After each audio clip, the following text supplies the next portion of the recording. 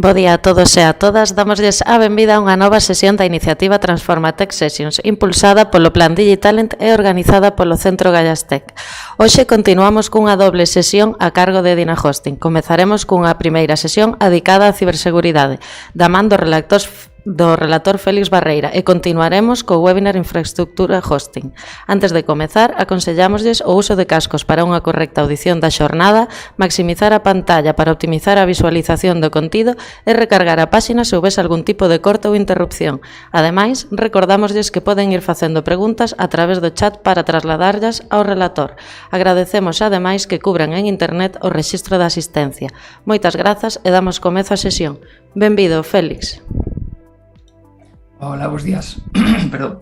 Bos días a todos e a todas.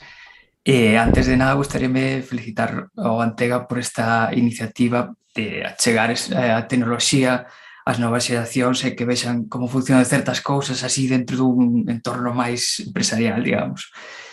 Nesta ocasión vamos a falar como nos afectan os distintos tipos de ataques que recibimos, como os combatimos nós e, finalmente darvos algúns consellos para protexervos vos. Entón, sen máis, se vos parece, pois comezamos. E diredes, quen son eu?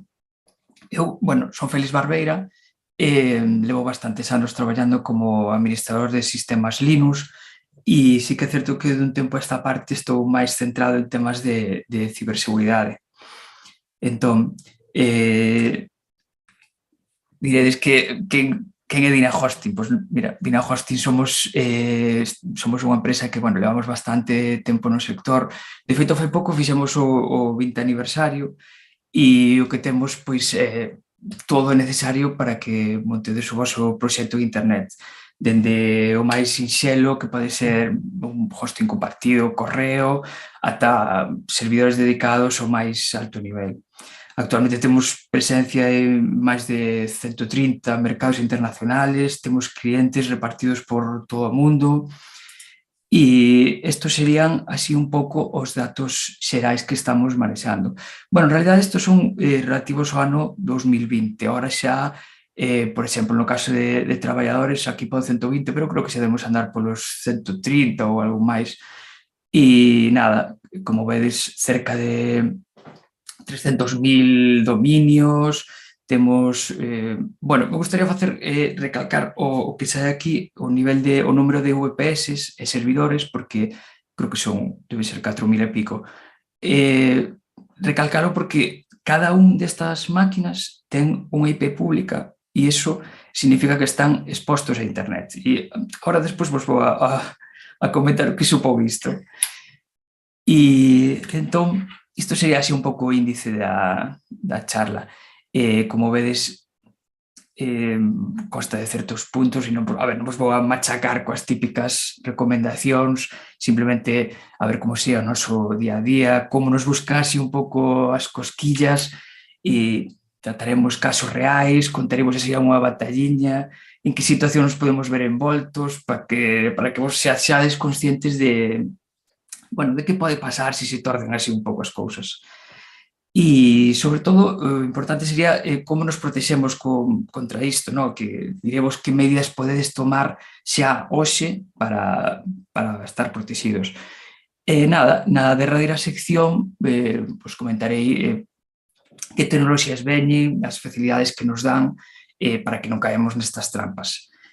Un pouco isto vai así orientado para que o día de mañá, cando comecedes nunha empresa ou fundedes unha startup, que sepades un pouco por onde tirar, aínda que isto tamén vos valerá para título persoal.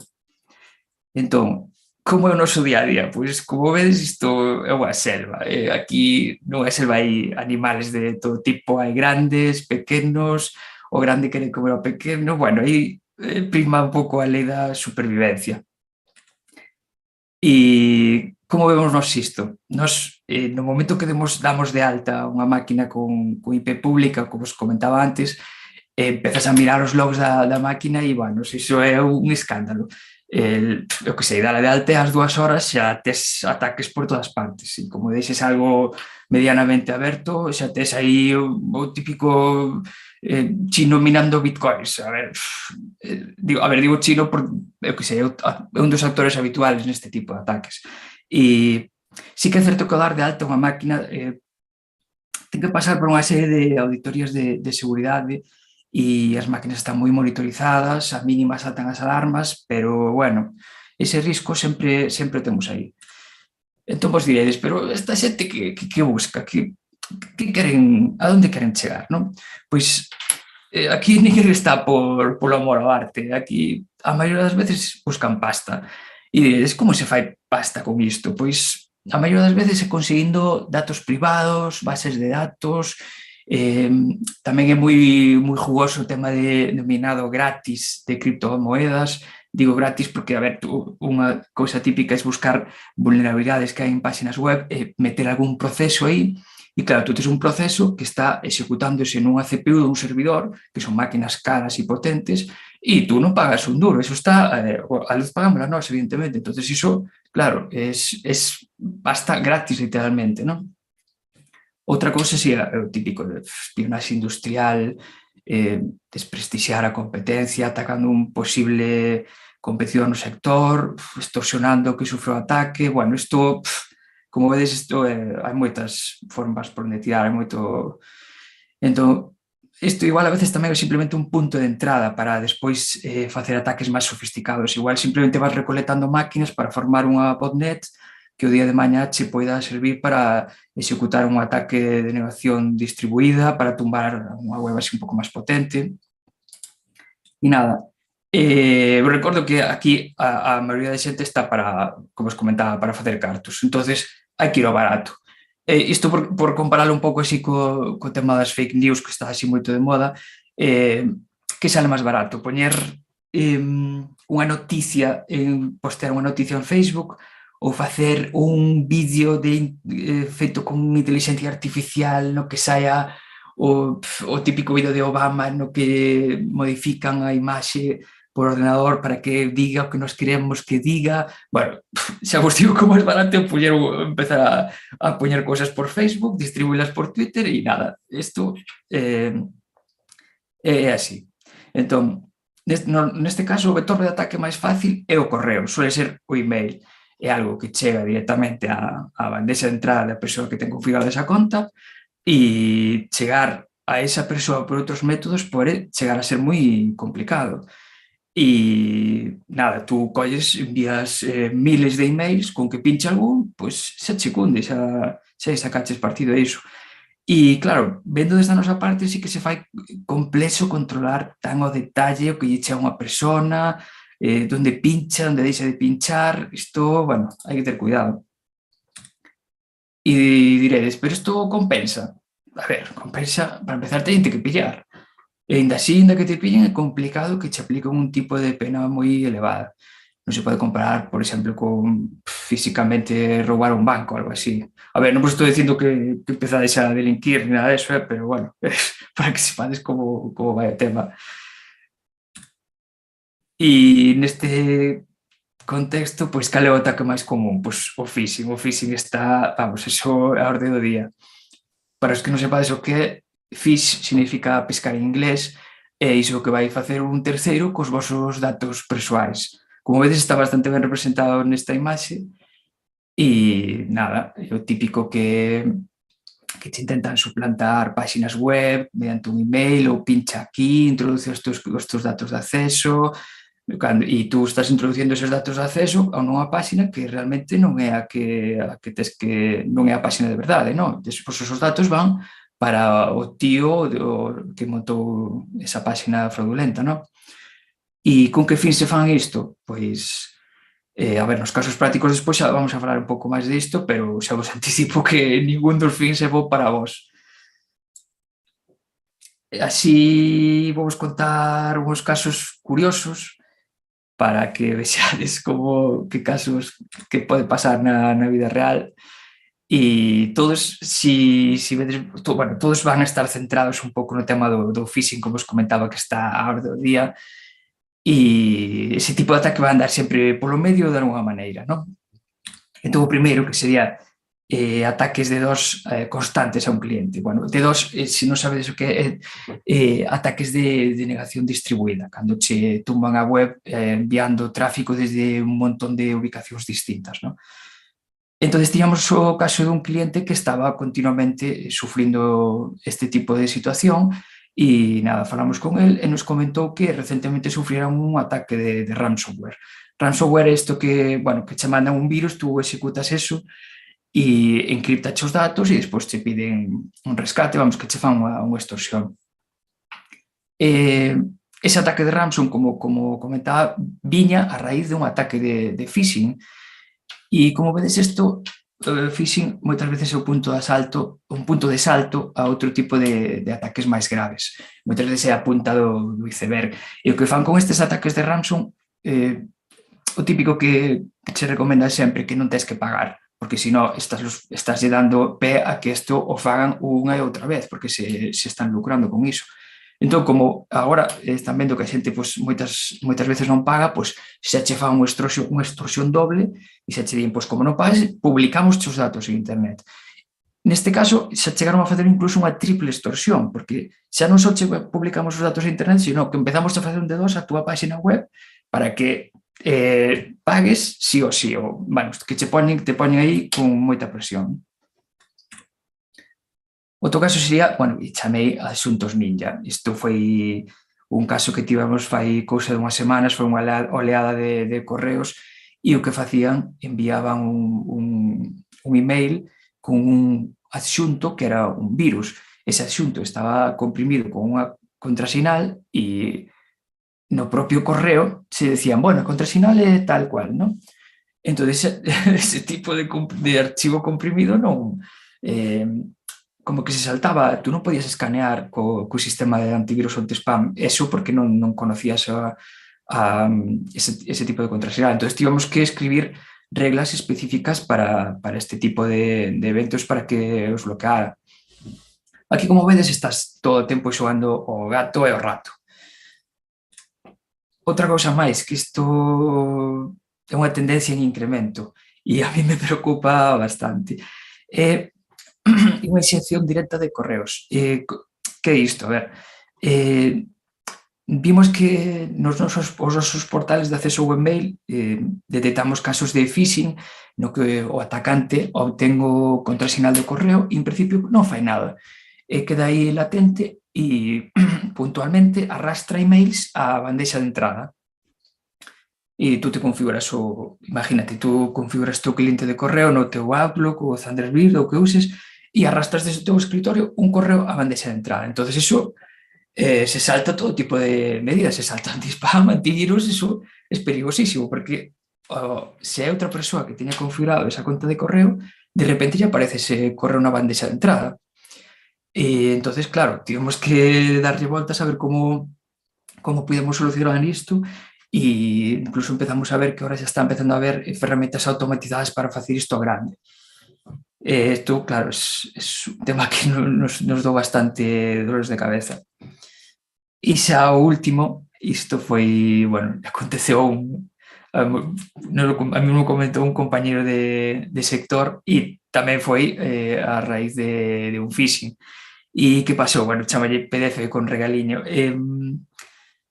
Foi o caso de que había un cliente que prestaba unha serie de servicios e entonces despois de facer os seus servicios e tal, xerou unha factura, esa factura iba nun PDF e mandoulle nun correo ao cliente, non?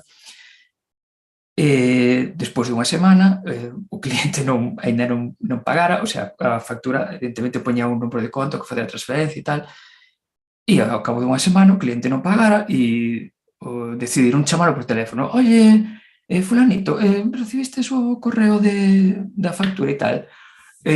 Sí, xa o recibimos e xa o segundo día xa o pagamos e tal. Non vos chegou a transferencia? A que número? A que conta fixestes a transferencia? Porque non os chegou nada. Mirastes ben, fixestes a transferencia ao número tal. E aí xa saltaron todas as alarmas porque non era o número de conta. Entonces, despois, empezando a tirar do fío, que pasou? Pois, imaginadvos, se o correo se enviou, que sei, ás 9 da mañá, e o cliente descargouno á 1 da tarde. Pois sobre as 11 había unha conexión desde un país, non sei cal era, Lituania, bueno, que facía esa conta? Descargou o correo e volveu a subir. Entonces, despois, analizando o PDF, se descubriu que modificaron a conta e puxeron a súa conta. Entonces, claro, o cliente recibiu o correo, veu o PDF, transferencia. E claro, era bastantes decenas de miles de euros e, un problemón, xa tes aí un problema montado. Por iso que hai que ter moito cuidado con isto. Entón, hasta aquí xa está a ración de meter medo. Xa todos sabemos que estamos diante de un problema complicado e agora igual ven a parte que posiblemente vos interese un pouco máis, que é como nos protexemos, que temos na nosa man para solucionar isto. E, a ver, aquí vamos a ir un pouco de menos a máis. A ver, ao principio igual empezades dicíndome, pero que me está contando este tío? Se isto xa sabía fai mogollón, vale, igual ti xa sabes, pero seguro que non todo o mundo aplica ese tipo de medidas. Entón, a ver, o primeiro de todo, a xestión de contrasinais. A ver, aquí non vos vou contar ningún segredo, isto é frustrante. A ver, hai xente que utiliza contraseñas que son moi fáciles de adivinar, contraseñas repetidas, o típico de usar a mesma contraseña para todos os servicios. Bueno, aquí a modo de anécdota, eu ainda estive a semana pasada con unha compañera que é abogada e me comentaba que nunca se acordaba das claves que poñía. Sempre que cando tiña un problema ela lle daba a recuperar contraseña. E que entonces a veces lle mandaban o enlace para recuperar a unha conta de correo da que tampouco sabía a contraseña. Entonces como que entraba en bucle. Entonces eu que lle recomendei? Pois tes que empezar a usar un xestor de contrasinais.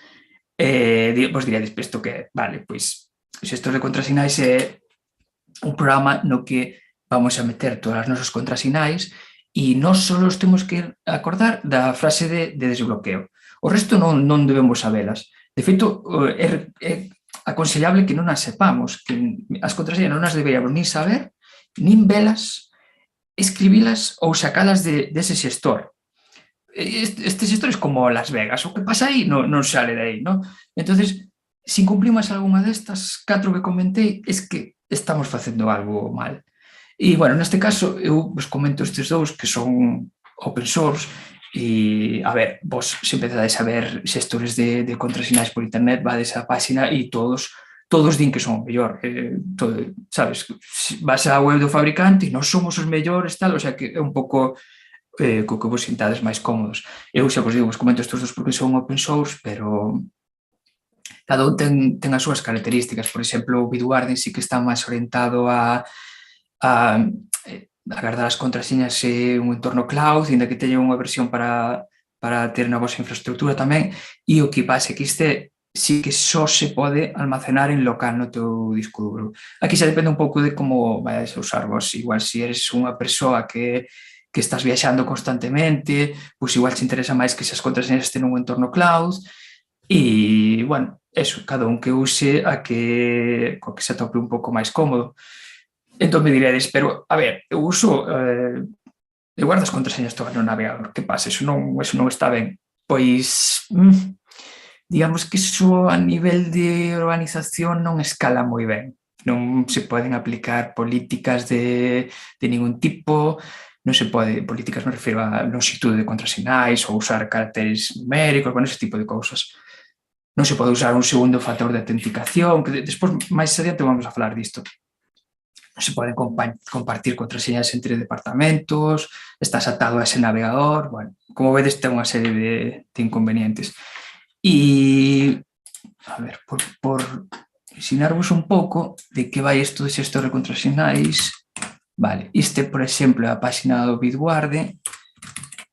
Esta sería a outra, como vedes, ten para múltiples plataformas e eu xa me fixen os deberes e me creei unha conta de correo e como vedes aquí, só tedes que saber o contrasinal maestro. Neste caso, eu, como isto é unha demo, non, non o vou escribir, vou non copiar que teño aquí pegado, pero, a ver, aquí podedes poñer como contrasinal calquera cousa. O meu cate unha manta azul, eu que sei. Isto xa son, debe ser igual 25 caracteres. Pois só vostedes que acordar deste tipo de frase. Despois o que haxe aí dentro vai estar seguro e cada un vai ter a súa contrasinal. Bueno, neste caso esta non é a passphrase, pero a ver, aquí. E aquí, bueno, metín dúas contraseñas para que vexades de exemplo, unha de Facebook, que, bueno, usuario e contraseña, como ves, en principio non sale por defecto, pero si aquí podo ver. E como ves, isto es imposible de que me acorde eu de memoria. Bueno, entonces, para que vexades que as contraseñas robustas, si te acordas da contraseña, es que non é tan robusta como pensas. E nada, pois, por exemplo, consiste en ir metendo aquí cousas, eu, por exemplo, agora pola tarde, pois, estou animado, me vou a facer unha conta de TikTok, que sei, pois, usuario Perico22. E contraseña, claro, aquí ven un problema, porque moitas veces temos que, que contraseña poño, temos que pensar, nada de pensar. Aquí damos a xerar contrasinal e xa me crea aí un churro de 20 caracteres ou que sea, que, bueno, xa vedes, se non me gusta esa, pois dou outra vez xerar, e me crea outra. E nada, isto é así. Gardo e lle poño, nada, ese TikTok. Gardo e xa teño aquí a miña contrasinal. E nada, empezar a meter aí cousas e xa veredes que cando empezedes a usar a vosa vida vai ser un antes e un despois. Entón, xa estamos seguros con isto? Pois non, nunca vamos a estar seguros ao 100%. Isto consiste un pouco en ir sempre metendo capas e cantas máis capas se metan, mellor, porque aquí pode ser que che burlen unha capa, pero igual na seguinte xa te bloquean, non? Entón, unha capa fundamental sería o segundo factor de autenticación.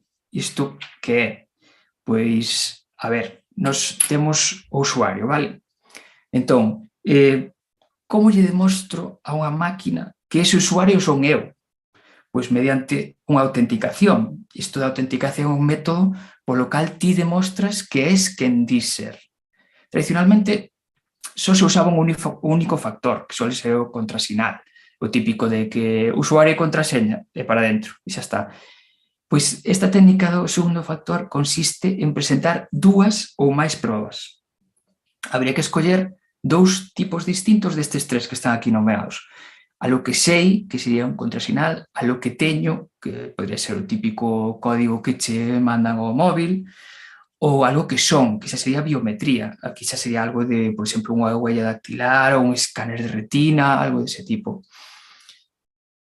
Entón, vamos a ver, por suposto, que un dos factores vai a ser sempre o contrasinal. Entón, para o segundo factor, barallamos algún dos seguintes. Como vedes, canto máis hacia a dereita vamos, máis garantías nos ofrece ese método de validación, non? Por exemplo, SMS é o peor de todos, o sea, se pode falsear facilmente, incluso o típico ataque de SIM swapping, que se non escoitates falar del, pois é o típico que con típicas historias de portabilidades ou conseguindo unha tarxeta co teu mesmo número, que activan ese número e empezan a recibir esos códigos de segundo factor e xa está eso vulnerado. Iso sempre din que cando empecedes a notar que perde cobertura así sin moito sentido o teléfono, que sospeitedes dese tipo de ataque. Entón, o seguinte, backup codes. Bueno, isto é máis ben un método de emerxencia, porque son códigos estáticos e son códigos que che sobe dar unha aplicación cando configuras o segundo factor. Se digo que suelen ser máis remedios de emerxencia. Entón, o seguinte sería TOTP. TOTP significa Temporary One Time Password, que iso se pode configurar no xestor de contrasinais e é o típico código de 6 cifras, 6 números que che dá e que se rexenera cada X segundos, normalmente son cada 30 segundos ou así. E o típico que che pode dar o móvil, se tedes unha aplicación, igual vos son as típicas aplicacións como un Google Authenticator, un Authy, son aplicacións deste tipo, non? E, por último, máis seguro de todos, que son keys físicas, hardware FIDO2. Ahora, isto soa así un pouco técnico, pero non vos preocupedes, que ahora vamos a mirar que son e como se usan. Entón diredes, pero isto do segundo factor, a ver, é algo moi novo ou que pasa? Pois non, isto xa leva moito tempo. Se vos fixades, cando vades a sacar cartos a un caixeiro, estades usando xa un segundo factor, porque por unha parte tedes a tarxeta, que é a tarxeta co seu chip, e un PIN, que ese PIN é unha contrasinal, xa é algo que teño e algo que sei, xa tedes un segundo factor aí. Como vedes, isto non é algo tan extraño de usar. Entón, vale, podemos facer outra pequeniña demo. Teño por aquí un Nextcloud instalado. Nextcloud, bueno, os que non o coñezades, é como un programa para almacenar, bueno, para xestionar así un calendario, ter arquivos compartidos, bueno, eso. Vamos a configurar un usuario con un segundo factor de autenticación. Eu aquí instalei neste navegador un plugin de Bitwarden que isto que fai é comunícase de forma segura co xestor de contraseñas por un canal seguro. Entón, isto evita que teñamos que escribir o contrasinal ou que teñamos que... O sea, que digamos que pasas a usalo dunha forma segura. Ou, por exemplo, ahora, para usalo, pincho aquí e xa me está inyectando aquí usuario e contraseña sen que eu teña que tocar nada, con un único clic. Isto xa de por sí é unha medida bastante efectiva para combatir o phishing, porque aquí, se editamos este ítem, como vedes, eu lle teño que dicir a URL a onde se vai a conectar. Teño que poñer usuario, contraseña e poñerle a URL. Entón, isto que fai? Isto fala co navegador e di, vale, cando estés exactamente en esta URL, eu vou facer unha expresión, o sea, vou comparalo cos rexistros que teño no meu xestor e se coincide con esta URL exactamente, entón digo, vale, pois teño unha contraseña para esta URL, quérela usar? Se vos fixades, moi aquí me sale un 1 en pequeniño e iso é o que me está dicindo. Entonces aquí xa estamos quitándonos de encima os típicos problemas de que o típico ataque de phishing que che cambian unha letra ou che meten un número ou cambia a URL moi sensiblemente. Pois aquí isto non vas a ganar a máquina porque ten que ser exactamente iso. Despois, máis adiante, vamos a falar isto de como podemos enganar a máquina. Entón, vale, metemos a contrasinal, iniciamos sesión e vamos aquí, settings, security, e como vedes xa sai aquí segundo factor de autenticación. Neste caso habilitamos o que vos comentei antes, TOTP, nos dá un código e vamos ao plugin do navegador con ese código. Editamos e poñémolo aquí, non? Entón, ao guardar, como vedes, automáticamente xa me vai a xerar ese código temporal válido durante 30 segundos. Como vedes, o contador vai hacia atrás e no momento que chega a cero, este código vai a desaparecer e vai a aparecer outro. Vedes que ahora sai outro código distinto, vale, pois isto que está configurado ben. Nada, vou a cerrar aquí e probo a sair. Entón, agora poño aquí isto. Ups, pois que fixen mal. Non guardei, vale. Estamos ben. Non guardei os cambios, vale, perfecto. Facémoslo outra vez. Copio aquí. Deixame borrar o anterior. Pego. E aquí o temos, vale. Entonces, agora. Vale. Me saltei un paso antes. Os fallos del directo. Vale, entón este código temos que copialo e pegalo aquí para verificar que realmente configura, o sea, realmente nos está dando os códigos correctos, ¿no? Entón, a ver como...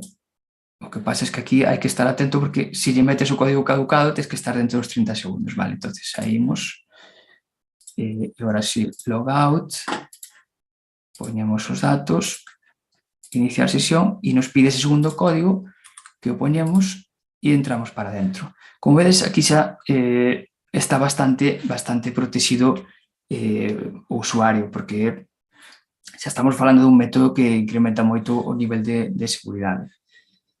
Entón, a ver, vamos a quitar isto por aquí.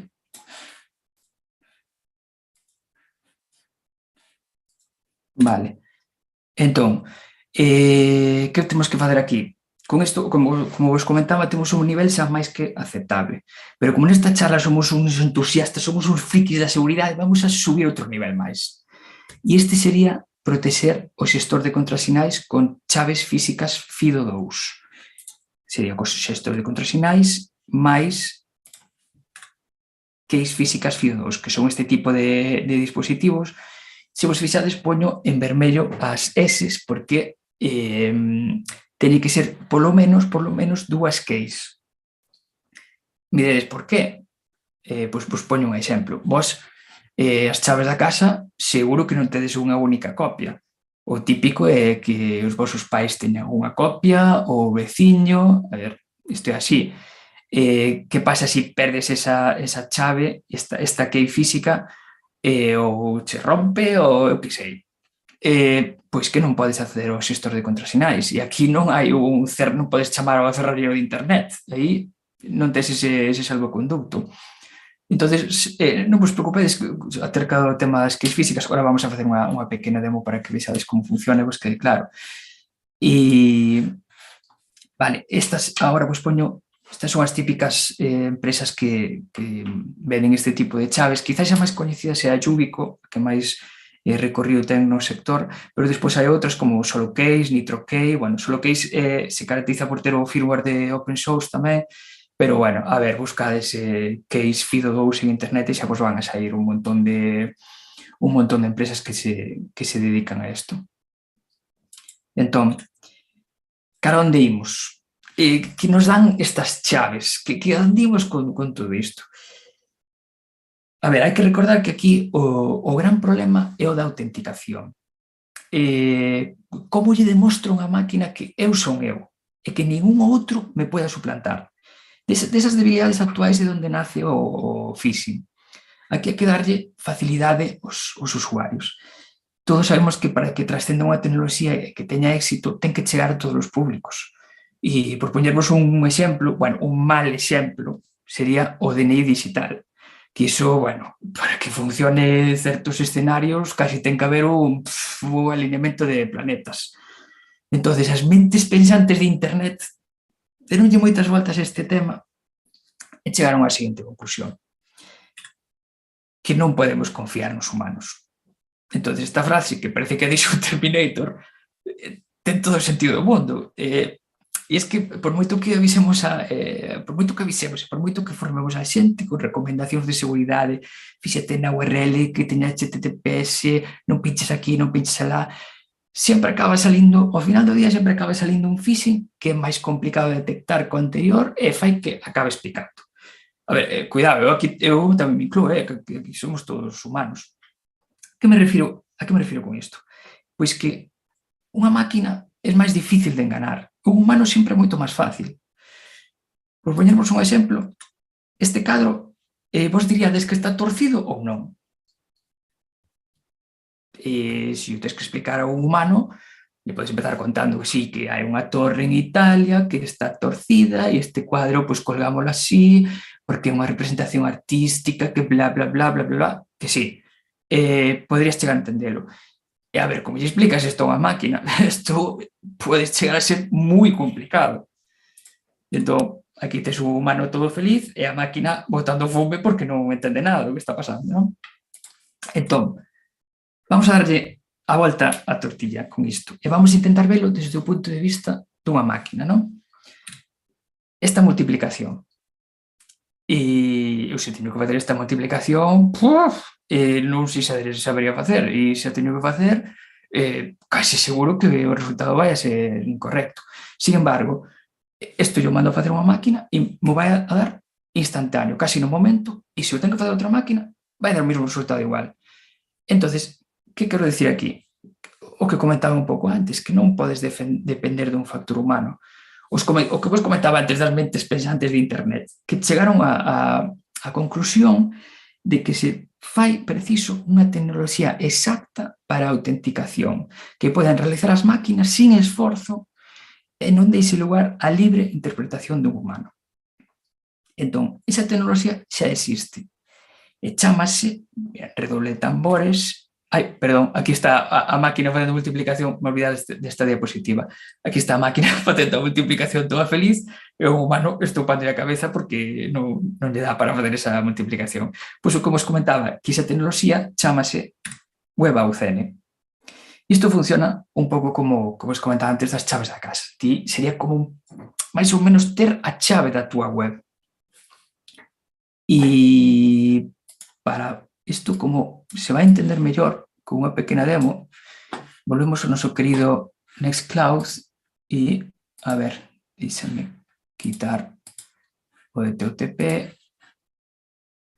e, vale, se vamos un poquinho máis abaixo, vemos o que vos comentaba, Passwordless Authentication. Configura isto con estándar FIDO2. ¿No? Vale. Vale, vos vou ensinar primeiro como son este tipo de keys. Entonces, vou a cambiar un segundo a cámara para que vexades. Isto é este tipo de keys que vos dicía. Agora teño esta, pero vamos, esta en concreto, como vedes, non hai partes móviles, isto está fabricado para durar, é submersible, nada, es durísimo, e esta en concreto é da marca Yubico e anda sobre, creo que me costou sobre 20 euros, 25, así, e teño fai mogollón de tempo e isto levo no chaveiro e vamos, aguanta como unha campeona. Teño aquí un extensor de USB para que se vexa ben, entonces, conectar. E isto que fai é, cando teño que pulsalo, sale unha luz e agora vais a ver. Entón, volvendo aquí ao Nextcloud, vamos a configurar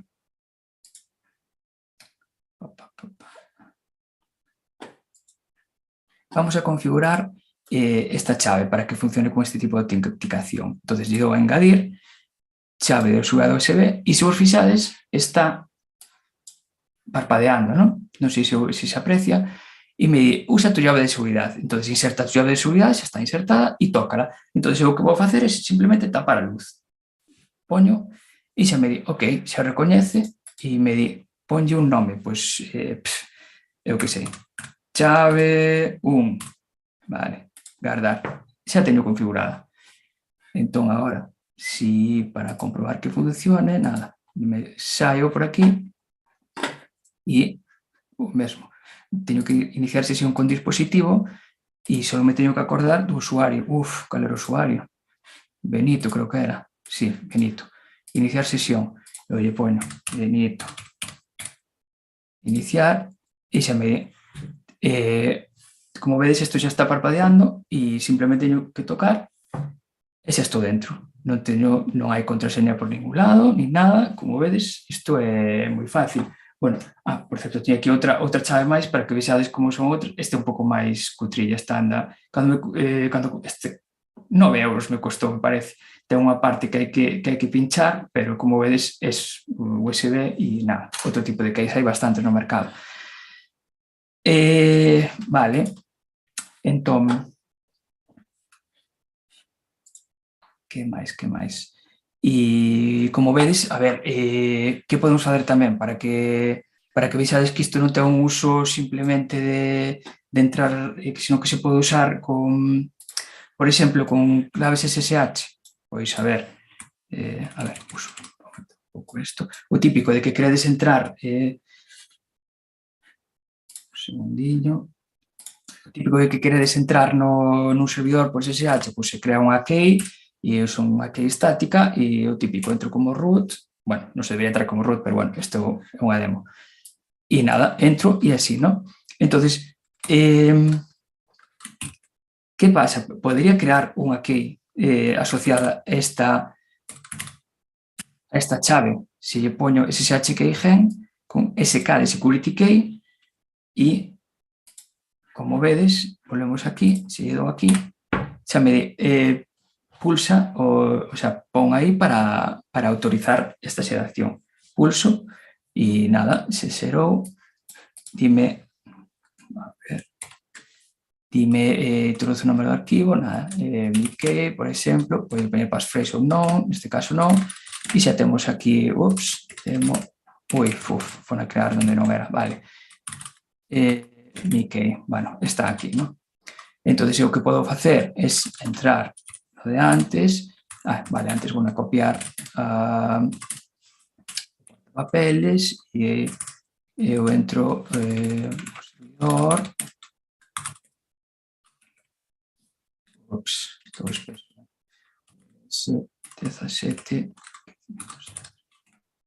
entro aquí e o que fago é, teño un usuario que é Pepito,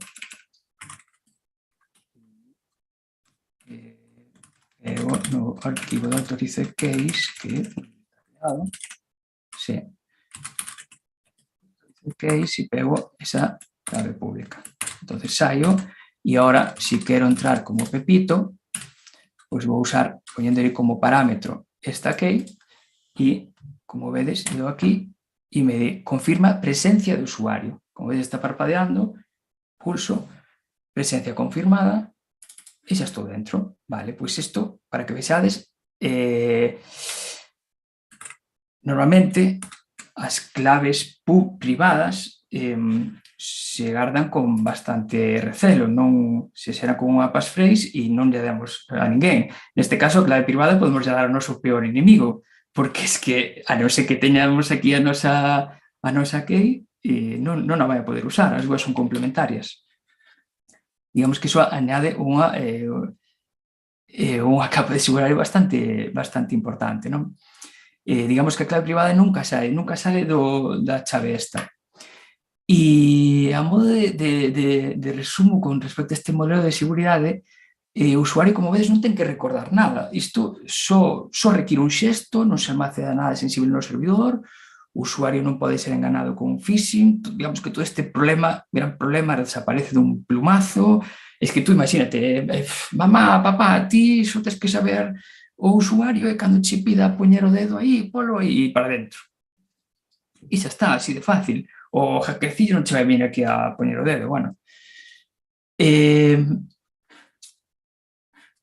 Por seguir comentando, vos diredes, unha cousa que se me esqueceu comentar, algún dirá, vale, este tío está metendo no mismo saco o contrasinal e o segundo factor de autenticación, que está todo no xestor. Se consiguen acceso a ese xestor, xa tenéis os dous factores, non? A ver, non vos falta razón, nesta demo está así para que vexades como funciona, pero tamén é certo que, a ver, que minimizo isto, para que vexades, neste caso, o xestor, se eu fago un logout, cerro sesión, e me identifico, vale, teño por aquí, recordad que isto hai que escribir a man e non se pode pegar, tedes que saber de memoria. Está protegido, o xestor de claves está protegido por a chave de seguridade, entón digamos que está relativamente seguro, bastante seguro. Pulso aquí, e xa estou dentro, non? Como os comentaba antes, que aquí, a ver, que isto non sería óptimo para entornos de alta seguridade, vale, pero tamén vos digo unha cousa, a veces hai que valorar un pouco entre a usabilidade e a seguridade, e chegar a un punto medio de equilibrio aceptable se non queremos acabar queimando ao usuario, por dicirlo de alguma maneira, non? Entón, isto é un pouco publicidade, pero bueno, coméntolo porque está relacionado co que estábamos falando hasta agora. Por exemplo, a empresa Yubico sacou este ano un novo modelo de chave que incluye reconocimiento da huella dactilar. E isto, claro, xa non é só poñer o dedo, porque un problema que ten esta autenticación sin contraseña é que, claro, se che collen a key, un compañero de traballo que está ben polo vosso posto, collevos a key e leva o seu posto e xa se podería autenticar con esa key, non comproba a huella dactilar ni nada, non comproba de quen é o dedo, simplemente comproba que haxa presencia do usuario, non? Pois con esta key solucionamos isto. porque xa es que podemos ter incluso triple factor de autenticación. E esta, eu creo que a última vez que mirei debe andar polo, esta xa é máis cara, xa debe andar polos 80 euros a última vez que mirei. Vos lo comento simplemente para que sepades que eso existe. Entón, a modo de resumo, e aquí xa estamos chegando ao final, xa estou rematando, aquí cada un vai chegar ao nivel de seguridade que poida ou que lle permita o sitio onde está intentando entrar. A ver, para mí un bon nivel de seguridade sería o cuarto, que sería o segundo factor con FIDO2, con keys físicas. A ver, evidentemente, un segundo factor, aínda que sexa por SMS, é mellor que non ter nada. Pero bueno, mellor sempre ter algo que non ter nada, pero a cousa está así. E para que isto non vos vaya a ciencia ficción ni nada diso, aquí tedes unha noticia do 2018. 2018, do que fixeron en Google. Ao largo de 18 meses, con 85.000 empregados, foron dándolle unha chave a cada empregado e resulta que, dende que fixeron iso, pois, de raíz, cortaron o tema de raíz. Non houve problemas de vulneración de contas mediante phishing desde ese cambio. O que é bastante, como vedes aquí, isto non é... O sea, me refiero que non fai falta pagar un pastizal para ter un método de autenticación moi válido. Es que isto, xa vos digo, 20 pavos, Con 20 pavos tedes nivel de seguridade que ten Google. Bueno, máis ou menos, se me entendedes, non? Entón, xa para ir xa rematando, todos estes estándares e tecnoloxías das que falamos están englobadas na alianza FIDO, que isto que busca é unha progresiva eliminación dos contrasinais na web. Foron os que crearon o estándar FIDO2, que isto funciona en todos os grandes navegadores. Con ter un navegador actualizado, funciona tanto Chrome, Safari, Firefox, o que sea, non? Todo aquel que é alguén no mundo tecnolóxico está metido aquí, nesta alianza de Google, Facebook, Amazon, Intel, todo o mundo.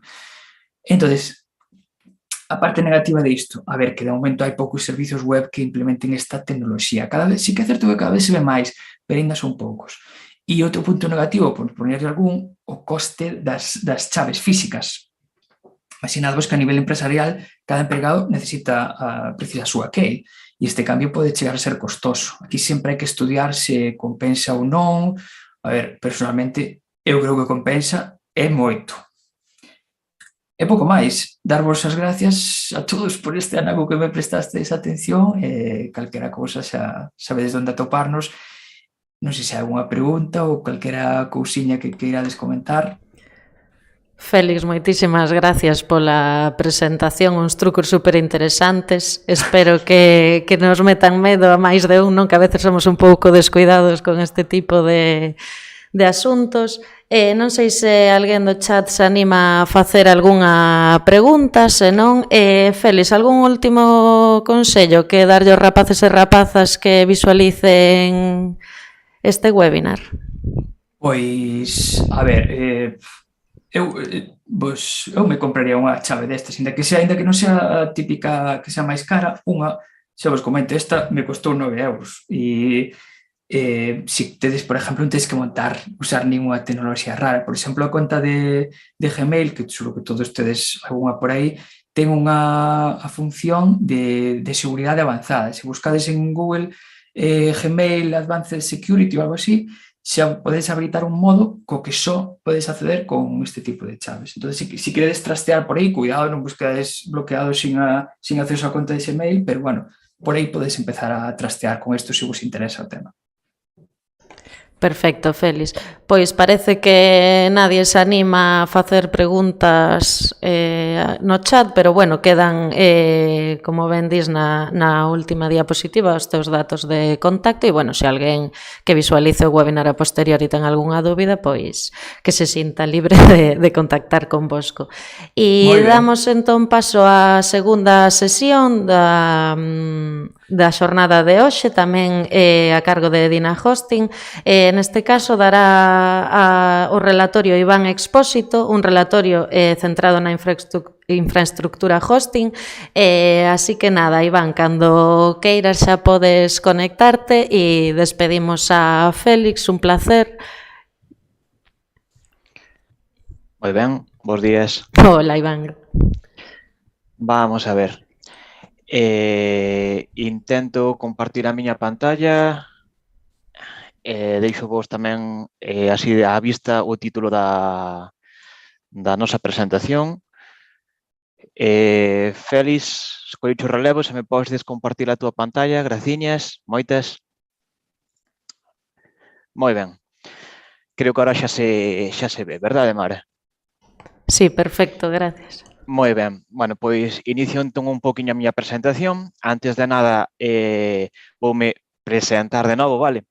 Eu chamome Iván, traballo como responsable de atención ao cliente en Dina Hosting, igual que o meu compañeiro Félix que tivo a ponencia anterior.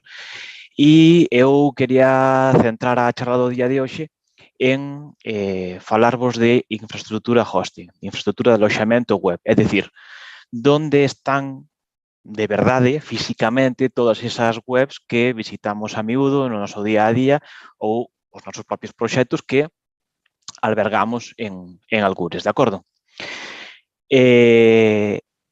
Se non chegastes a tempo para coller a presentación do meu compañeiro antes, fago vos unha breve introducción ao bloque de Dina Hosting. É unha empresa que está en Santiago de Compostela. A infraestructura está dividida entre Santiago e Madrid. Levamos xa un poquinho máis de 20 anos dando servicios de aloxamento web nas súas diversas modalidades. Cloud computing, hosting compartido, ademais de registrando dominios e facendo outro tipo prestando outro tipo de servizos como asesoramento legal, certificados de seguridade ou, en xeral, outro tipo de produtos que fan falta para ter os nosos proxectos en internet con un mínimo de garantías, de acordo? Ben, dito isto, xa sabedes quen son, xa sabedes cal é a organización para a que traballo, así que nesta charla vamos falar dunha cuestión moi simple, moi sencilliña, a famosa nube.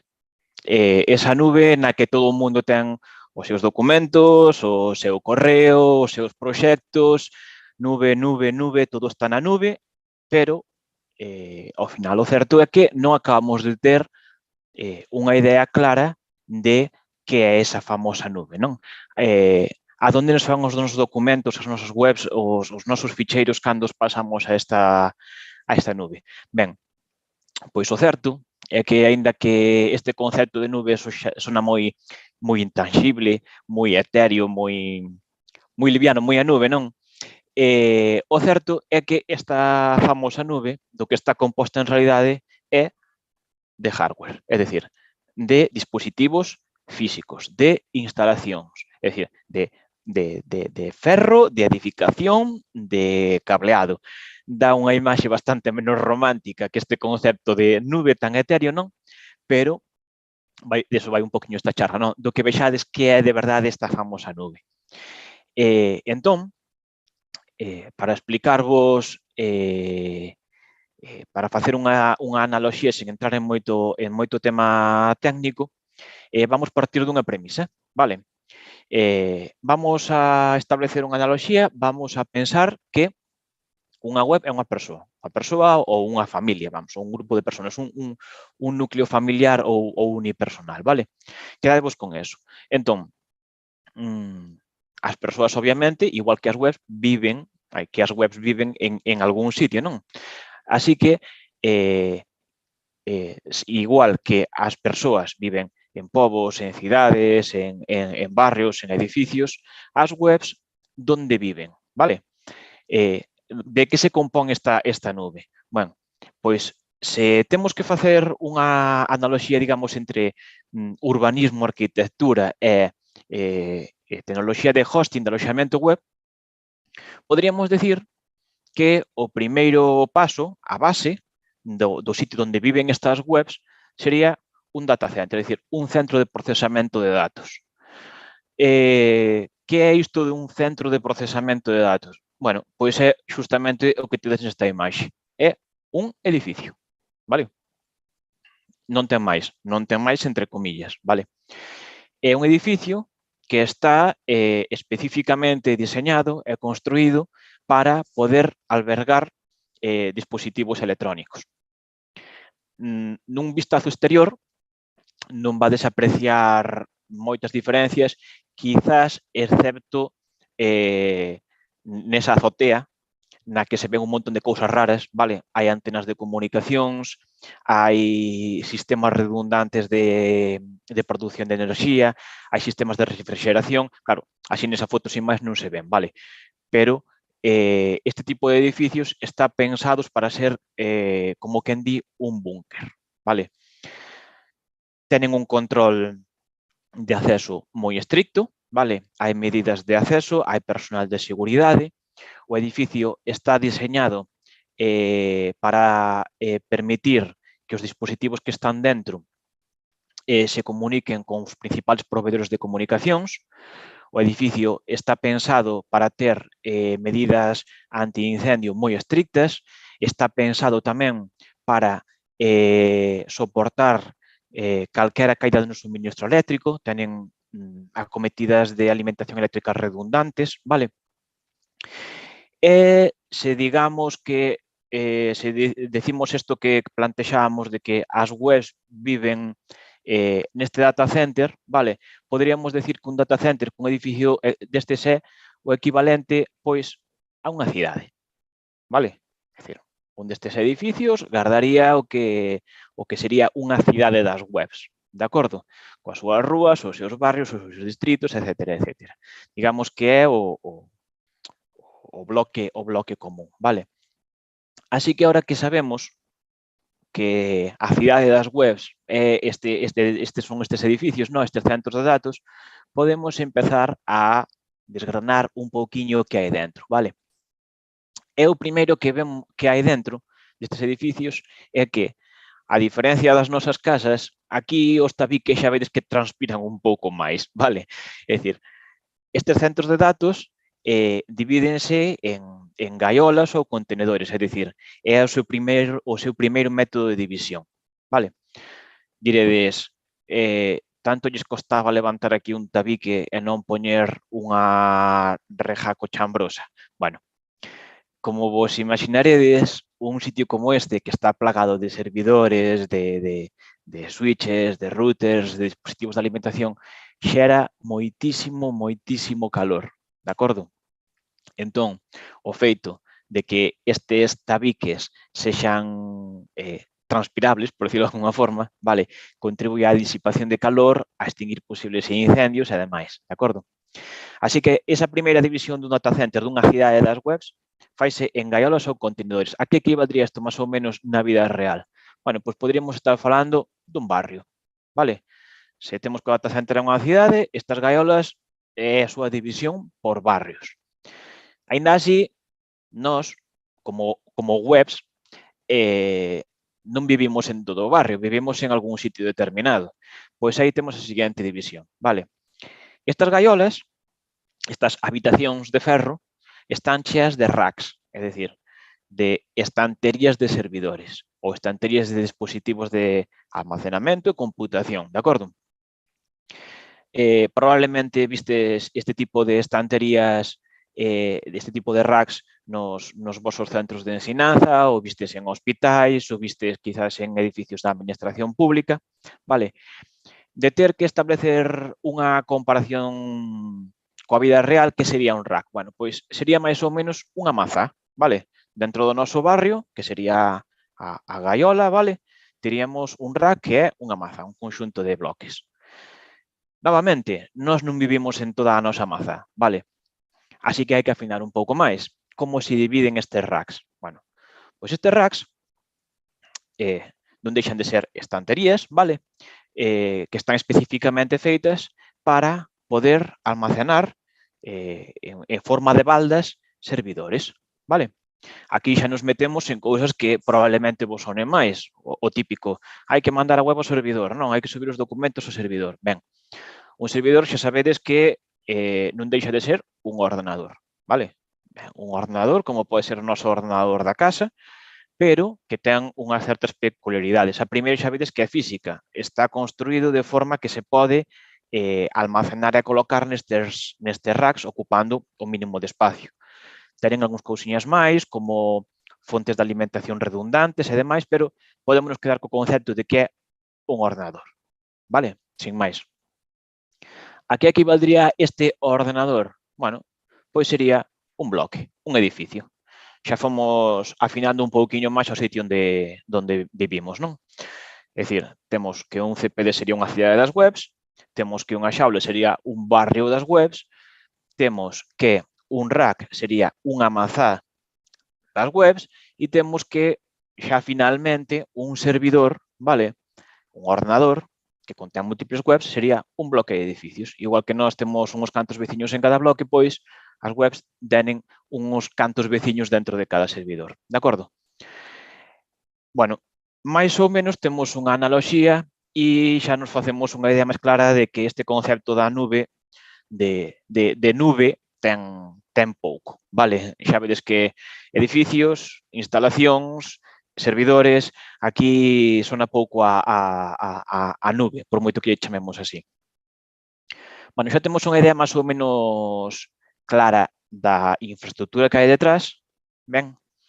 E agora o que vamos a intentar é establecer unha correspondencia sobre o que vos venden as empresas de aloxamento web, entre as Dynahosting para que eu traballo, vale? E que vexades que os produtos que vos venden a hora de comprar o aloxamento para a vosa web, para o voso proxecto, tenen unha equivalencia nesta infraestructura física, de acordo? Nesta suposta nube. Ben, vamos manter a mesma premisa, vale? Recordade que unha web é como unha persona. Por que vamos seguir comparando isto con edificios, barrios e demais, de acordo? Entón, o primeiro produto que vades ver sempre que busquedes en Google alojamiento web ou hosting ou donde guardar unha web é o hosting compartido, de acordo? O hosting compartido é o produto máis pequeniño, o produto de entrada que venden empresas como Dynahosting ou outras empresas do sector, de acordo? A que equivaldría? Bueno, pois equivaldría a un apartamento. Igual que nosotros non vivimos en todo o bloque, a non ser que señamos ricos e tiñamos todo o bloque para nós, vale? Nós vivimos nun piso. Compartimos o bloque cos nosos veciños de servidor, se fóramos unha web, e cada un de nós ten o noso apartamento ou o noso piso. Non todos os pisos, e, por tanto, non todos os hostings son iguales. Hai xente que vive nun piso de 60 metros cuadrados, hai xente que vive nun piso de 120 metros cuadrados, e co hosting pasa un pouco o mismo. Esta parceliña, este naquiño de servidor, non ten sempre as mesmas características. Hai hostings que están preparados para almacenar proxectos máis grandes, que tenen máis necesidades de computación, que reciben máis visitas, e outros que son para proxectos máis modestos ou que están empezando, vale? Do mesmo xeito que hai pisos pequeniños e pisos pois, que son moito máis grandes, de acordo? Así que ese é o primeiro produto que vades ver á hora de almacenar o vosso proxecto web. Cal sería... Bueno, saltábame unha diapositiva, disculpademe. Como todo, ten pros e ten contras, de acordo?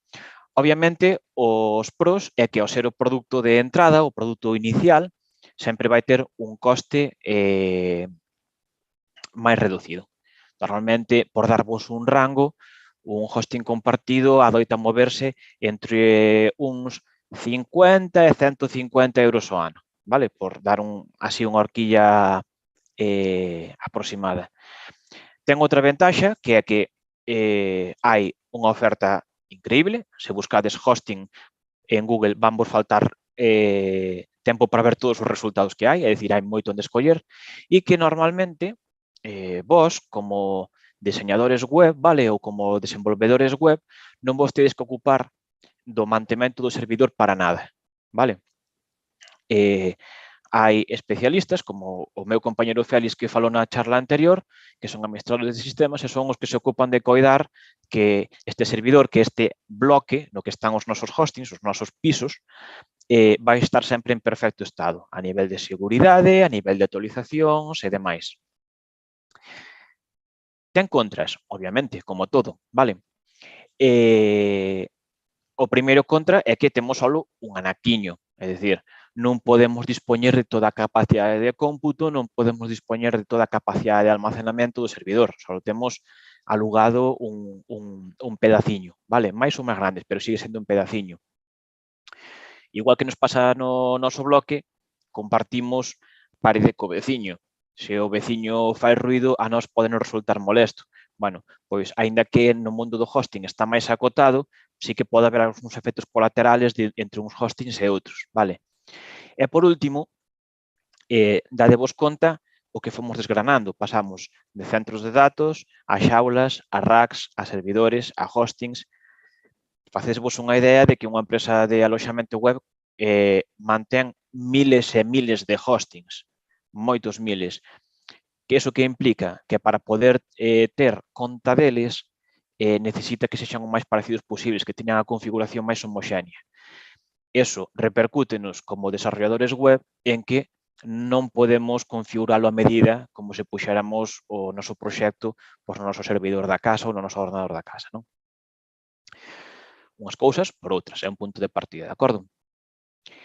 Cal sería o seguinte produto que escalaríamos? Ben, vamos supoñer que lanzamos o noso proxecto web, tuvo moito éxito, genial, e o hosting empezanlle a faltar recursos, empezalle a faltar espacio, empezalle a faltar capacidade de cómputo. Ben, o normal é que o noso proveedor de aloxamento nos diga: mira, estás morrendo de éxito, o cual é bon, pero necesitas un aloxamento maior. Este aloxamento maior, que sería? Sería un VPS, é dicir, esas son as siglas en inglés de servidor privado virtual, de acordo? A que equivale isto? A que temos xa todo o bloque, todo o servidor para nós? Non aínda, vale? Temos un anaco máis grande que un piso do bloque, vale?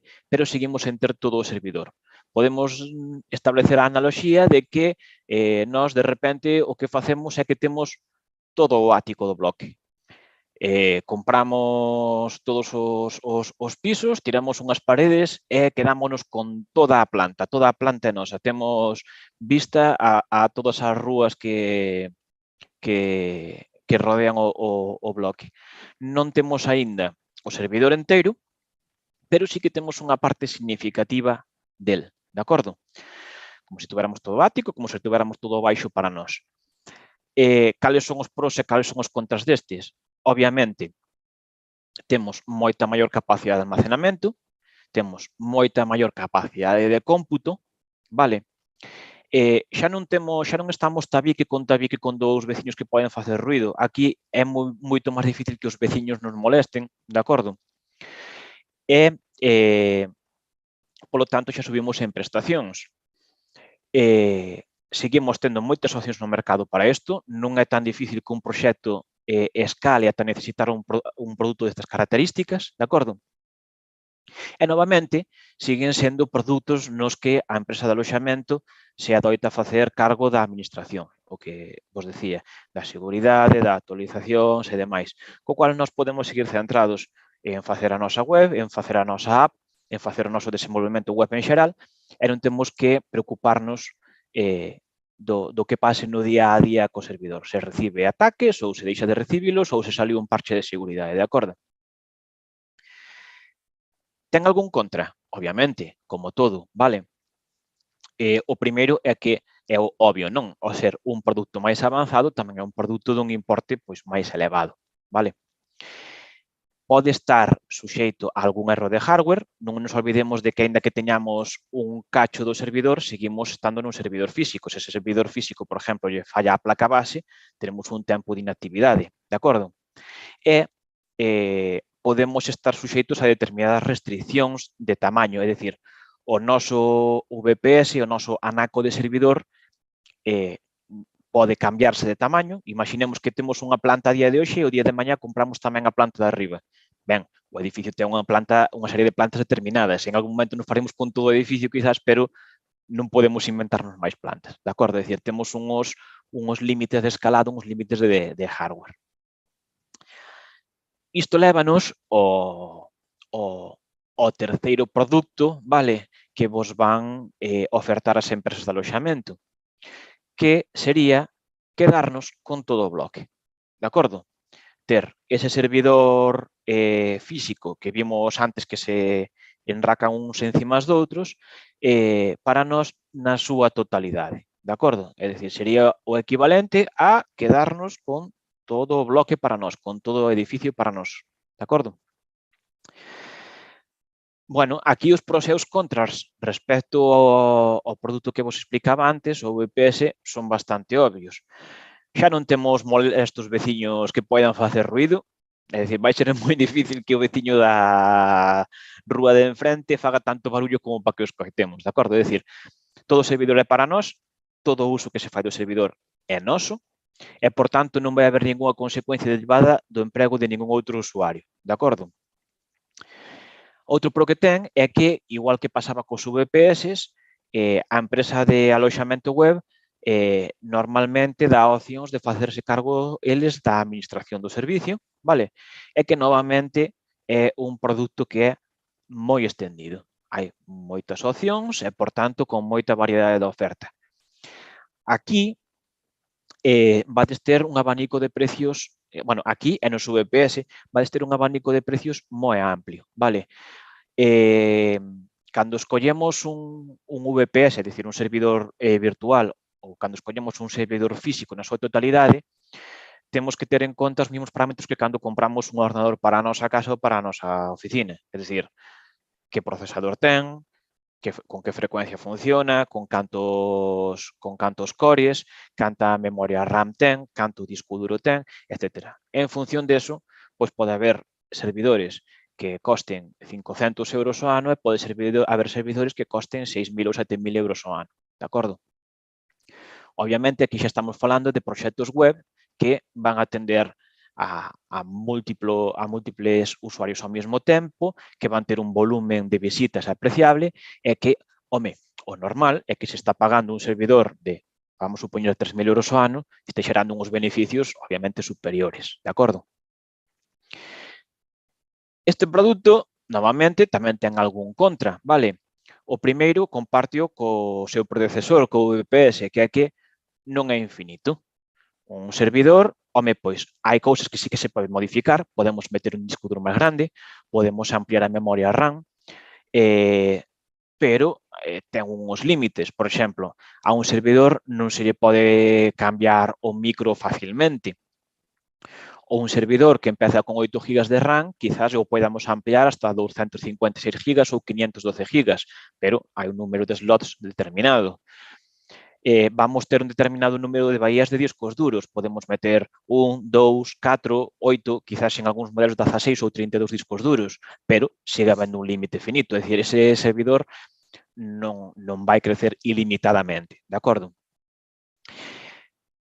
Segunda desventaxa, obviamente estamos falando dun dispositivo físico, podese estropear algo, pódense estropear un módulo de memoria RAM, pódese chegar a final de vida útil o procesador e decir, hasta aquí cheguei, voume apagar un rato, vale? E obviamente xa isto cae de caixón, é un produto que se temos o servidor para nós enteiro, pois obviamente tamén vai ser máis caro, non? De aí a horquilla de precios que vos dicía.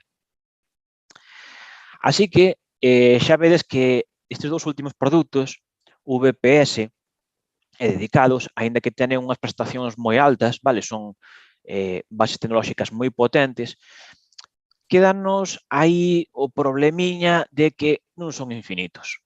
Non son infinitos e, además, pois, como todo, poden romper, vale? Pode romper unha placa, pode romper un disco ou pode romper algo, o que sexa. E aí foi, para responder a este problema foi cando xurdiu a tecnoloxía que deu lugar ao produto que a día de hoxe se conoce como cloud hosting, vale? É dicir, aquí xa vedes que xa deixamos de falar de cousas concretas, non? De cacho de servidor, de rack e demais, para irnos ao concepto este tan etéreo de novo de a nube, vale? Ben, que fai este aloxamento na nube? Aquí, a comparación que estábamos facendo de un hosting, un apartamento, un VPS, unha planta enteira ou dúas, un dedicado, un bloque, rematóusenos. Acaboúsenos a comparación porque chegamos a un punto no que non podemos comparar tecnoloxía con arquitectura. Por qué? Porque se tivéramos que decir que o cloud hosting é algún tipo de inmoble, diríamos que é un piso que é a medida en todo momento. Que quer dicir isto? Imaginemos que estes meses vamos estar vivindo sós, vale? Vou estar vivindo só, non estou coa miña compañeira, nin coa miña filla, nin coa miña mascota. Estou só, así que me apaño perfectamente con un apartamento de 50 metros cuadrados. O meu aloxamento, o meu cloud hosting ten 50 metros cuadrados, vale? Estes meses estou tan contento eu si soiño no meu apartamento pequeniño e cuco, pero de repente os próximos meses van vir vivir comigo por algún extraño motivo meus pais, meus tíos, meus primos e meus avós. E de repente vamos xuntarnos na casa a convivir xuntos 13 personas. 13 personas no peso de 50 metros cuadrados vai ser un pouco incómodo. Se eu pudera ter un piso no mundo real que funcionara como un cloud hosting, o meu piso de repente medraría en canto foran entrando os meus familiares pola porta ata 150 metros cuadrados e con habitacións para todos. Vale? É dicir, escalaría de forma automática. E se pasadas unhas semanas, meus primos e meus tíos se aburren de soportarme e dicen eu voume desta casa que aí va non hai quen o aguante e salen pola porta, o meu piso axustaríase ata 90 metros cuadrados para dar unha cabida cómoda pos os 5 que nos quedamos, por decir algo. De acordo? Xa vedes que, obviamente, que eu sepa, non son arquitecto, pero que eu sepa que non hai pisos que andan encollendo e menguando a necesidade do cliente. Por iso vos decía que aquí a comparación entre arquitectura, non, pisos, barrios, bloques e aloxamento web xa se nos estropea un pouquiño. De acordo? Bueno, pero realmente o que fai o cloud é isto, vale? É un aloxamento web que en quente, é dicir, sin reiniciarse, sin apagarse, sin facer operacións de mantemento que deixen o noso proxecto web indisponible, pode ampliar recursos ou decrecer recursos e sempre adaptándose ao que necesita o noso proxecto. Poñovos un exemplo xa, digamos, real, non? Supoñede que nosotros temos unha web que vende, non sei, calquera cousa, libros, por decir algo, de acordo? Nosotros temos un tráfico de clientes habitual, pois normalmente entrarnos 1.500 visitas cada día e temos o noso cloud hosting con uns recursos determinados. Pois temos 3 cores de disco duro, de procesador, temos 6 ou 7 gigas de RAM e temos un disco duro pois, de 50 gigas. Pero, ollo, chegou un gran evento de lectura, vai haber unha promoción bestial, vamos a anunciar a nosa tenda en televisión, na radio, na prensa e a próxima semana vai ser unha locura. Van nos chegar visitas e potenciales clientes de todos lados porque fixemos unha inversión en publicidade bestial. Se nosotros estamos nun cloud hosting, no momento no que todos estes visitantes se interesen por nós e as nosas visitas se incrementen de 1.500 a 1.500.000, o noso cloud vai medrar, de forma que a nosa máquina non colapse por visitas, non se caiga e non tiñamos tirado os cartos en publicidade. De acordo? Entonces,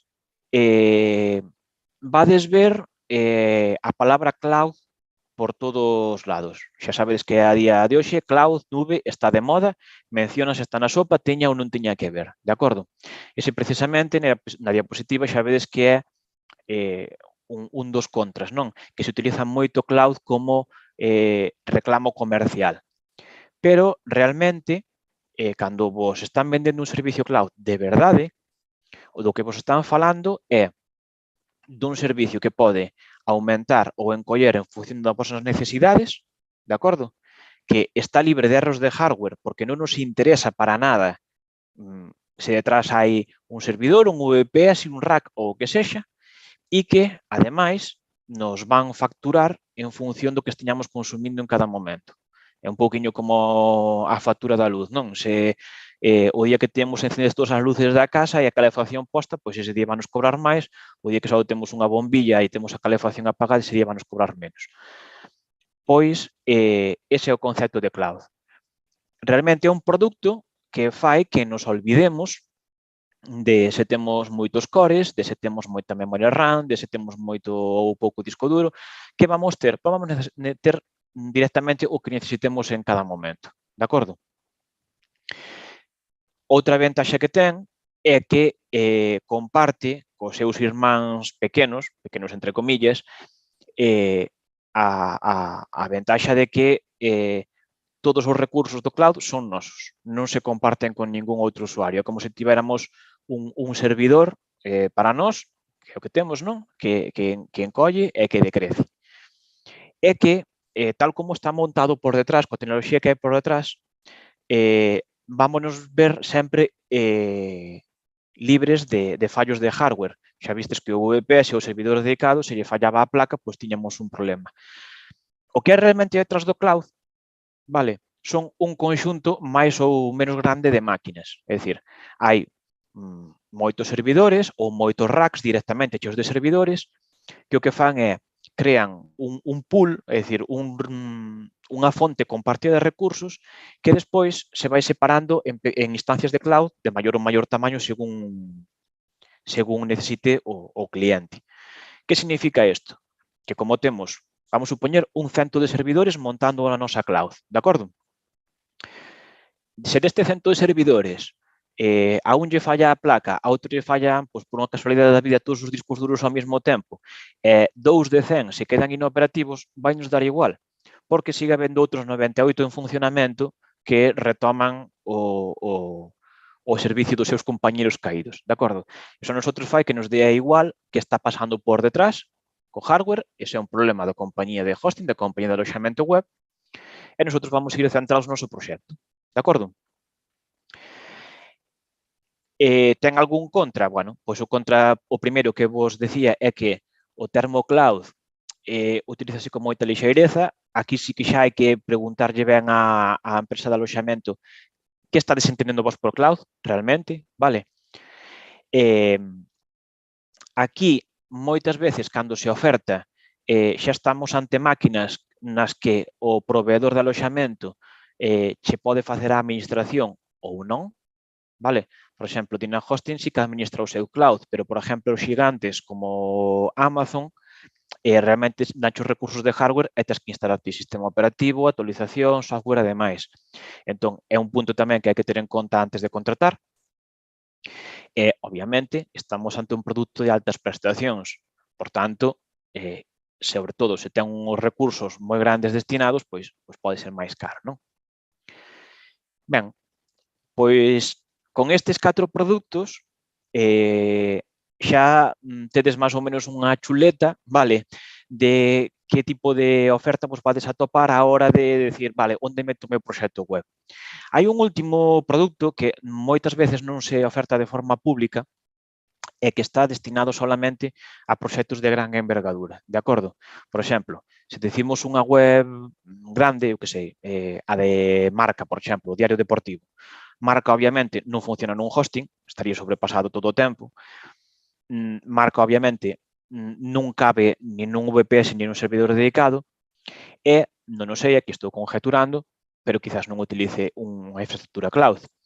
Que se fai nestes proxectos? Bueno, pois diseñase unha infraestructura a medida. É dicir, se chegades ao momento no que necesitades unha infraestructura así para o vosso proxecto, significa que estades tendo, e ojalá cheguedes a él, a este momento, moito éxito, moitas visitas e, por tanto, probablemente tiñades un negocio moi consolidado. Que se fai aquí? Bueno, xa non hai un produto xeralista do catálogo. Xa non é, pois, eu necesito un hosting ou necesito un servidor, que son produtos cerrados, non. Aquí estudiase o proxecto en detalle, revísanse todos os pormenores, diseñase algo ao dedillo, vale? Que non ten por que ser un outro proxecto diferente, e implementase. Se temos que comparalo aquí xa outra vez volvendo a nosa comparación de cidades, barrios e demais, poderemos dicir que isto é o noso propio proxecto urbanístico. É dicir, se necesitamos un barrio, como queremos, con tantas rúas, con tanto alcantarillado, con tanto con tanta iluminación, necesitamos 3 ou 4 bloques, necesitamos 2 ou 3 mazás, vamos facer o noso cacho de densidade, digamos, a medida, de acordo? As ventaxas e desventaxas son bastante obvias. A primeira ventaxa obvia é que é todo para nós, eso xa nin se discute, vale? Porque é feito como un traxe, non? Vale. A segunda é que isto está perfectamente optimizado no seu proxecto. Se volvemos ao exemplo de marca, eles probablemente tiñan unha infraestructura que está feita para que o diario deportivo digital sirva ás mil maravillas. Se metemos aquí outro proxecto vai funcionar igual de ben? No, probablemente non, porque está feito para a marca, non para outro. Pero para o que está feito, vai perfecto, vale? A nivel de seguridade, a nivel de rendemento, a nivel de todo, vale? Cales son os problemas? Pois o problema máis obvio é que estamos falando dunha infraestructura cara, vale? Cara relativamente, se hai un proxecto que está tendo moitas visitas, que está producindo moitos beneficios, probablemente sexa un coste pois, de acordo co tipo de proxecto, non? Pero se o comparamos con proxectos pequenos ou medianos, obviamente é algo moi grande e, por tanto, dun importe elevado. As outras dúas contras que ten este tipo de produtos é, unha, non o monta calquera, vale? Xa non estamos falando dun produto xeralista, é algo moi particular, por tanto, non hai tantas organizacións e tantas empresas que o ofrezcan. E o segundo punto é que aquí, xa ben sexa contratado pola nosa conta ou subcontratado, vamos necesitar personal especializado, administradores de sistemas, veteranos, que poidan ter conta de todo este tinglao, vale? E que se ocupen de que estea 100% online, de acordo? Un poquinho como corolario, e por deixarvos un pequeno tip, agora vos que probablemente querades empezar a facer os vosos pinitos no mundo web, oye, vou facer a miña primeira web, ou vou facer a miña primeira app, ou quero empezar a trastear un poquinho con código, a ti o que che interesa non é onde está aloxado marca.com, o que che interesa é onde vou meter os meus archivos, os meus experimentos, os meus primeiros proxectos e a recomendación é empeza sempre polo pequeniño, vale? Empeza sempre polo pequeniño, non nos volvamos locos hasta que fundemos un novo imperio tecnolóxico, de acordo? Empezamos por un hosting compartido, se a cousa vai ben, se os nosos experimentos tenen éxito, se ganan popularidade, xa iremos medrando, de acordo? Porque unha cousa boa que tenen esta serie de peldaños, non? De hosting, VPS, dedicado, cloud, etcétera, é que se poden ir subindo sempre. Se eu ahora teño un hosting e se me queda pequeniño, non é difícil pasar a un servidor dedicado, ou non é difícil pasar a un cloud ou a un VPS, de acordo? Así que vamos a ser prudentes, temoñamos un poquinho de cabeza e vamos a empezar sempre pois polo que necesitamos en cada momento, de acordo? Este é o meu resumen de hoxe. Se non vos aburren demasiado e tedes algunha dúbida, pois aquí estou para vos. Iván, moitísimas grazas por este relatorio tan representativo, non?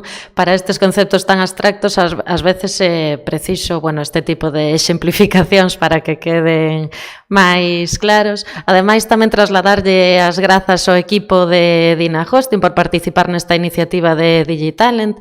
Mañán verémonos noutro webinar sobre os sistemas de protección web personalizados e, non sei se alguén do chat se anima a facer algún tipo de consulta, senón, tiñas aí os teus datos de contacto e, mentras tanto, o mismo que ao teu colega Félix, non sei se queres trasladar algún último